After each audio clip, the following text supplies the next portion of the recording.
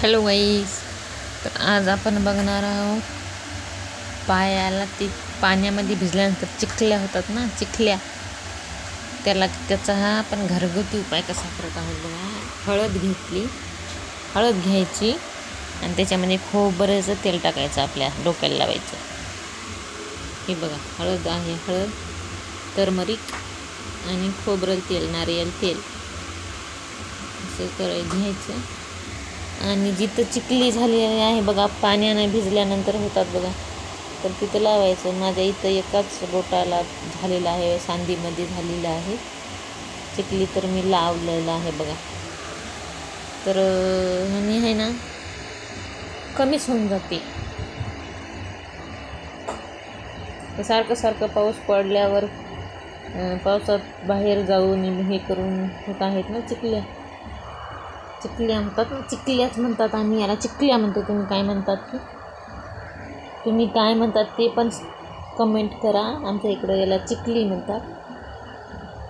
असं तो पण लावते, असं लावायचं.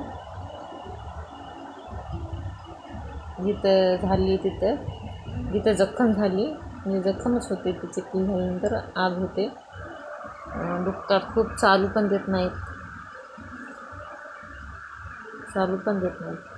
तर असं इकडं नाही, तरी पण मी लावले.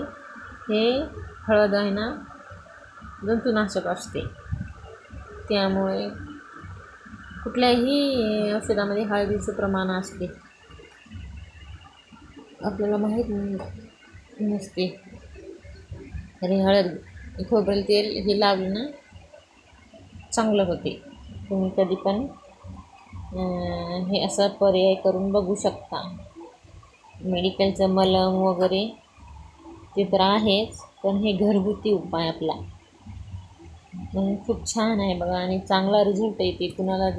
तुम्ही प्रयोग करून बघू शकता. काही साईड इफेक्ट नाही, काय नाही. आणि मस्त आयुर्वेदिक आपली हळद खायची दररोज स्वयंपाकामधलीच, आहे का नाही. तिला काही साईड इफेक्ट होणार नाही ना, काही होणार नाही, चांगली असते. असं लावायचं आणि मस्त मग भारी कमी होऊन जाते लवकरच.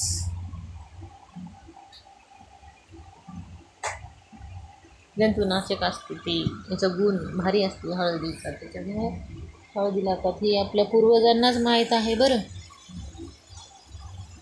हे आमचं आदिवासी नुकसा आहे बाबा. असे घरगुती इलाज करत असतो आम्ही.